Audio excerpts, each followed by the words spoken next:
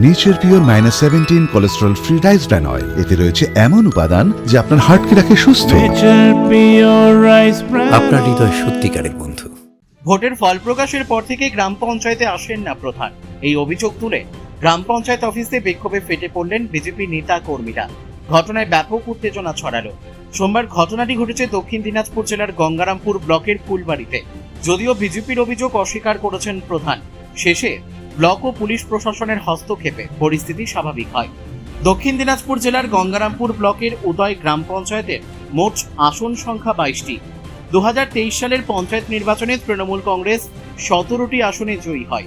BJP 4টি আসন ও CPM 1টি আসনে জয়লাভ করে। প্রধান হয়েছিলেন তৃণমূলের পোড়খাওয়া নেতা অসিত বরণ কুণ্ডু। 2026-এর বিধানসভা নির্বাচনে রাজ্যে পালাবদল ঘটতে পঞ্চায়েতগুলিতে পদত্যাগ করার হিড়িক পড়ে যায়। আবার কোথাও প্রধানের বিরুদ্ধে দুর্নীতির অভিযোগ উঠতে থাকে। রাজ্যের বেশ কয়েকটি এলাকায় প্রধানের ওপর ডিম থেরাপির ঘটনাও ঘটে। কিন্তু এবার গঙ্গারামপুর ব্লকের উদয় গ্রাম পঞ্চায়েতের প্রধান অসিত বরণ কুণ্ডুর বিরুদ্ধে অফিসে না আসার অভিযোগে সরব হল বিজেপি। সোমবার বেলা 12টা বাজতে বিজেপির নেতাকর্মীরা উদয় গ্রাম পঞ্চায়েতের হাজির হয়ে ক্ষোভে ফেটে পড়েন।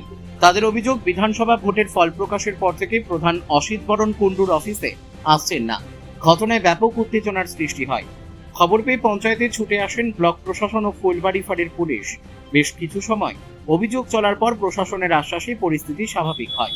বিজেপি নেতা শঙ্কর চৌধুরী অভিযোগ করে ভোটের ফল প্রকাশ হবার পরে 10 নম্বর উদয় গ্রাম পঞ্চায়েতের প্রধান উনি অফিসে আসেন না, তিনি অনুপস্থিত থাকেন। পঞ্চায়েতে গুরুত্বপূর্ণ মিটিং ডাকলেও তিনি আসেন না। জনগণের যেখানে স্বার্থ জড়িয়ে আছে তবুও তিনি অনুপস্থিত থাকেন। যে প্রধান পঞ্চায়েতে উপস্থিত থাকছেন না, তাহলে আমাদের সেই প্রধানের প্রয়োজন নেই। বিজেপির অভিযোগ অস্বীকার করে উদয় গ্রাম পঞ্চায়েত প্রধান অসিত বরণ কুণ্ডু বলেন, 4 মে ভোটের ফল প্রকাশের পর 6 মে থেকে আমি নিয়মিত প্রতিদিন পঞ্চায়েতে যাই, প্রতিদিন যাই। এলাকার মানুষের পরিষেবা দেওয়ার জন্য আমি বদ্ধপরিকর এবং এটা এলাকার মানুষ সবাই বলবে। কতিপয় মানুষ কে কি বলল তার উত্তর দিতে রাজি নয়।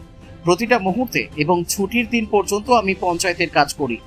আজকেও পঞ্চায়েতে যাওয়ার জন্য বাড়ি থেকে বের হচ্ছিলাম, এমন সময় খবর পেলাম বিজেপি নেতৃত্ব এসেছে, আপনাকে জোর করে পদত্যাগ করাবে। পাল্টা অভিযোগ করে প্রধান অসিত বরণ কুণ্ডু বলেন, এর আগের মিটিংয়ে কিছু বিজেপির কর্মীরা এসে অকারণে গন্ডগোল করে, প্রতিটা মুহূর্তে আমাকে পদত্যাগ করার কথা বলছে। আমি কোনো রকম দুর্নীতির সঙ্গে যুক্ত নই, কেউ দেখাতে পারবে না। কিছু নেই দাবি। আজকে ভোটে রেজাল্ট হওয়ার পরে 10 নম্বর উদয় গ্রাম পঞ্চায়েতের প্রধান উনি আসেন না অফিসে, উনি অনুপস্থিত থাকেন। এনআরজিএস এর মতো একটা গুরুত্বপূর্ণ মিটিং ডাকা হয়েছিল পঞ্চায়েতে, যেখানে জনগণের স্বার্থ জড়িত আছে, সেখানে উনি উপস্থিত থাকেননি। তাহলে যে প্রধান আজকে পঞ্চায়েতে উপস্থিত থাকছেন না, তাহলে সে প্রধানের আমাদের কোনো প্রয়োজন নাই, তাই তো? আমি প্রধান হিসাবে এটাই বলবো যে 4 তারিখে, মে মাসের 4 তারিখে রেজাল্ট হয়েছে। 4 তারিখে রেজাল্ট হওয়ার পরে আমি 6 তারিখ থেকে নিয়মিত পঞ্চায়েত করি প্রতিদিন। সেটা এলাকার মানুষ বলবে। কতিপয় মানুষ কে কী বললো আমি গুরুত্ব দিতে নারাজ, কারণ আমি নিয়মিত পঞ্চায়েত করি, নিয়মিত পঞ্চায়েতে যাই, প্রতিদিন যাই এবং মানুষের পরিষেবা দেওয়ার জন্য বদ্ধপরিকর। এলাকার মানুষ বলবে যে কীভাবে করে আমি পরিষেবাটা দিই। আজকে প্রতিটা মুহূর্তে, দিন নাই রাত নাই, এই যে ছুটির দিন থাকে, ছুটির দিন পর্যন্ত আমি কাজ করি, পঞ্চায়েতের যাবতীয় কাজ, এবং মানুষ আসলে আমি ফিরিয়ে দিই না। আমি তো প্রতিদিন পঞ্চায়েতে যাই, আমি আজকেও যাওয়ার জন্য আমি রেডি। ইতিমধ্যে ওখান থেকে খবর পেলাম, খবর আসলো যেরকম ব্যাপার, সব বিজেপি নেতৃত্বরা আসে, আপনার বিরুদ্ধে আপনাকে জোর করে আপনার ইস্তফা দেওয়া হবে। এর আগে পঞ্চায়েতে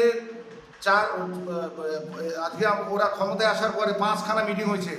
প্রতিটা মিটিংয়ে ওরা আসে, কিছু মানুষ বিজেপির নেতৃত্বরা আসে, অকারণে গণ্ডগোল করে এবং আজকে সুষ্ঠুভাবে পঞ্চায়েতটা করতে দেয় না, এবং প্রতিটা মুহূর্তে বলছে আপনি ইস্তফা দিয়ে চলে যান। আজকে সেটা ওনারা ক্ষমতায় আসছেন, ওনাদের হচ্ছে জনবল তৈরি হয়েছে। আজকে এলাকার মানুষ বলবে, আজকে আমি 25 বছর ধরে মেম্বারি প্রদানই করছি, এলাকার মানুষ বলবে আমি কিভাবে মানুষের পরিষেবা দিই এবং আমি কোনো দুর্নীতির সাথে যুক্ত নই। কোনো দুর্নীতি যদি বার করতে পারে। আজকে হিমপাইপের কথা বলছে তো, আজকে আমাদের বিরোধী দলনেতা আছে তপন রায়, ওনার কাছে যাবতীয় সমস্ত কিছু ইভেন 2 বছরের কি কাজ হয়েছে, কি উন্নয়নমূলক কাজ হয়েছে তার পরিসংখ্যান, তার পুঙ্খানুপুঙ্খ হিসাব আমাদের কাগজপত্র বিরোধী দলনেতাকে দিয়ে আছে। এবং হিমপাইপের যেটা বলছেন আপনি, এটা সঠিক তথ্য নয়। কারণ হিমপাইপ আসে মেম্বাররা তাদের এলাকা ভিত্তিক চাহিদা হিসাবে আমরা পূরণ করতে পারি না।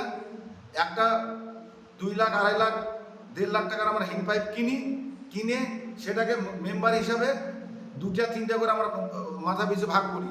যার প্রয়োজন মেম্বাররা একটা লিস্ট দিল, সেই লিস্ট মোতাবেক আমরা সেইভাবে করে মালটা বন্টন করি। ইস্তফা দেওয়ার তো কোনো প্রশ্নই আসে না। কেন আমি ইস্তফা দিতে যাবো? ইস্তফাটা দিব আজকে বলি, তাহলে না বললে নাই। আমি দক্ষিণ দিনাজপুর জেলার কথা বলবো। এই জেলাতে 65টা অঞ্চল, 65টা অঞ্চলের মধ্যে 2008 সালে আমরা পঞ্চায়েতে 15টা পঞ্চায়েত পেয়েছিলাম। তৃণমূল কংগ্রেস 15টা পঞ্চায়েত পেয়েছিল, আর বামফ্রন্টের সিপিএম আরএসপির 50টা পঞ্চায়েত ছিল। আজকে 11 সালে আমাদের রাজ্যের মাননীয় মুখ্যমন্ত্রী মমতা বন্দ্যোপাধ্যায়ের নেতৃত্বে তৃণমূল কংগ্রেস ক্ষমতায় এলো। আমরা কি বলেছিলাম যে তোমরা সরে যাও, আমাদের দলটা ক্ষমতায় আসছে, তোমরা পঞ্চায়েত চালাতে পারবে না, তোমরা অযোগ্য? আমরা তো বলিনি। 13 সালে পঞ্চায়েত ভোট হলো। সেই নির্দিষ্ট সময়ে ভোট হওয়ার পরে আমরা যে কটা পঞ্চায়েত পেয়েছি, প্রায় আমরা 53-54টা পঞ্চায়েত পেয়েছিলাম, বাকিটা বামফ্রন্টটা পেয়েছিল। পরবর্তীকালে এইবারকার কথা বলি, আমাদের জেলাতে 5টা-6টা পঞ্চায়েত স্টিল নাও এখনও বিজেপির পঞ্চায়েত আছে। আমরা কি বিজেপিকে তার আগে বলেছিলাম এই ক্ষমতায় আসার আগে যে আপনারা ছেড়ে দিয়ে চলে যান? আমাদের দল। গঙ্গারামপুর থেকে অমিত মাহন্তের রিপোর্ট, কুলিক নিউজ।